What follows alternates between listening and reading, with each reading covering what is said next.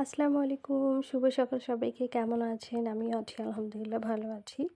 আমার বাগানের আজ কিছু ফল-ফুল এগুলো আপনার সাথে শেয়ার করব। পেঁপে গাছ অনেক হয়েছে। পেঁপেটা আমার ভালো লাগে, ভর্তা ভাজি সবকিছুই ভালো লাগে এবং পেঁপের পুষ্টিগুণও অনেক।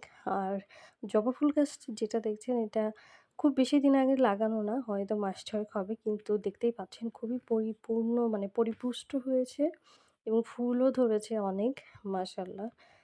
সাথে প্রজাপতিগুলো এসে প্রতিদিন খেলা করে এখানে, দেখতে ভালোই লাগে। এরপর আমি আমার বাগানে কিছু ফল এবং কিছু সবজি চাষ করেছি যেগুলো আমাদের নিজস্ব খাবারের জন্য চলে। এটা সেই শীতের সিজন থেকে এখন পর্যন্ত কাটছি। বেগুন গাছে যদিও পাতাতে পোকা লেগে গিয়েছে কারণ পাহাড়ি অঞ্চলে চাষাবাদ করা একটু টাফ। অনেক ঘাস থাকে এবং ঘাসের মধ্যে যথেষ্ট পোকামাকড় থাকে। এগুলোকে সঠিকভাবে পরিচর্যা করতে হয়। তো বেগুন যেগুলো হয় আলহামদুলিল্লাহ এগুলো আমাদের দিয়ে চলে। মিষ্টি কুমড়া গাছ লাগিয়েছিলাম কিন্তু ঘাস এবং পোকার অত্যাচার খুব বেশি একটা বেড়ে উঠতে পারেনি এবং সেগুলো নিয়ে আবার নতুন করে পরিচর্যা করতে হবে। এদিকে সূর্য মামা উঠে গিয়েছে এবং আকাশটা হালকা মেঘ এবং সাথে রোদও ছিল। চমৎকার একটা কম্বিনেশন।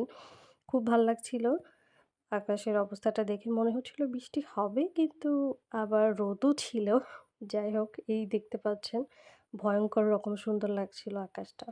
একে তো পাহাড় সুন্দর, তার উপরে আকাশটা এত বেশি সুন্দর ছিল। আপনারা যখনই পাহাড়ে আসবেন চেষ্টা করবেন পাহাড়ের কাছাকাছি থাকার জন্য। এতে শরীর মন সবই একদম ভালো হয়ে যায়। আমার তো খুব ভাল লাগে পাহাড়ের কাছাকাছি থাকতে এবং মনে হচ্ছিল যে আকাশের মেঘগুলো যেন হাত দিয়ে এক্ষুনি ধরা যাবে। যাই হোক এরপর আর কি চলে আসলাম। আমরা কিছু কৃষ্ণচূড়া গাছও লাগিয়েছি। এটা এই সিজনেই লাগানো আর কি। ১ বছরও হয়নি। নিম গাছ, কৃষ্ণচূড়া গাছ। কিন্তু যেহেতু শ্রীমঙ্গল যথেষ্ট বৃষ্টি হয়, তো এখন বৃষ্টির মৌসুমও চলছে। যে কারণে বৃষ্টির জন্যই গাছপালাগুলো অনেক বেড়ে উঠেছে এবং আমি বারবার আকাশ দেখছিলাম। সুপারি গাছের উপর দিয়েই মনে হচ্ছিল মেঘগুলো এখনই নেমে যাবে। অনেক সুন্দর আকাশ, পরিপূর্ণ মনে হচ্ছে একদম ঝকঝকে। যাই হোক, এরপর আর কি আসলাম। কতক্ষণ হাঁটাহাঁটি করে তারপরে আসলাম বাসায়। যার ২ পাশে পাহাড়, মাঝখান দিয়ে যখন আপনি হেঁটে যাবেন তখন অন্যরকম একটা ফিলিংস কাজ করবে এবং আ আশেপাশে যদি কৃষ্ণচূড়ার গাছে লাল ফুল ধরে, সেটা তো অন্যরকম একটা ফিলিংস কাজ করে। আর পাহাড়ের সৌন্দর্য তো এমনিতেই অন্যরকম একটা সৌন্দর্য। আমি লাগিয়েছিলাম এই তো দেখতেই পাচ্ছেন টগর। টগর ফুল গাছটা মোটামুটি ধরেছে, ফুলও এসেছে। কিন্তু আরেকটু বড় হতে হবে কারণ গাছগুলো একেবারেই ছোট সাইজ। এটা হয়তো ইনশাআল্লাহ বড় হয়ে যাবে খুব দ্রুতই। খুব বেশি দিন হয়নি লাগানো হয়েছে এটা।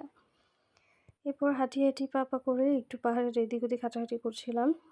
কারণ হাঁটলে তো শরীর ভালো থাকে, মন ভালো থাকে, সুস্থ লাগে। আর ওদিকে আমাদের যে কলা বাগানটা দেখতে পাচ্ছেন এখানকার উপরে কি সুন্দর আকাশ! আলহামদুলিল্লাহ। যাই হোক, একটু বাইরে বের হয়েছিলাম আসলে। একটু হাঁটতে ২ পাশে পাহাড় মাঝখান দিয়ে হাঁটি পা করে যাচ্ছিলাম। বাসায় আর ফিরতে মন চাচ্ছিল না। এত সুন্দর লাগছিল। আ যদিও হালকা রোদ উঠে গিয়েছে কিন্তু ভাল লাগছিল হাঁটতে। শ্রীমঙ্গলে প্রচুর লেবু হয়। এখানে লেবুর গুণাগুণ সম্পর্কে বলে শেষ করা যাবে না। আর এখানকার মানুষ আসলে রাস্তাঘাটে এভাবে কচু শাক, লেবু এগুলো পড়ে থাকে, কেউ খায় না। কারণ কত খাবে? ছোটবেলা থেকে সবাই লেবু আর এটা দেখেই অভ্যস্ত। যাই হোক এরপর বাসায় চলে আসলাম। বাসায় এসে একটু স্লো মোশনে হাঁটাহাঁটি করলাম।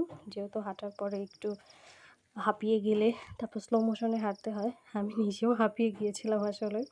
তারপরে আর কি স্লো মোশনে কতক্ষণ হাঁটাহাঁটি করে তারপর চা খেলাম। চা খেয়ে এরপর রেস্ট নিলাম। আশা করি সবাই ভালো থাকবেন। প্রতিদিন কিছু না কিছু রুটিন মেনে চলার চেষ্টা করবেন। এতে ভালো লাগবে। আর শ্রীমঙ্গল যখনই আসবেন আনারসের জুসের দাওয়াত রইলো। চলে আসবেন সবাই। আল্লাহ হাফেজ।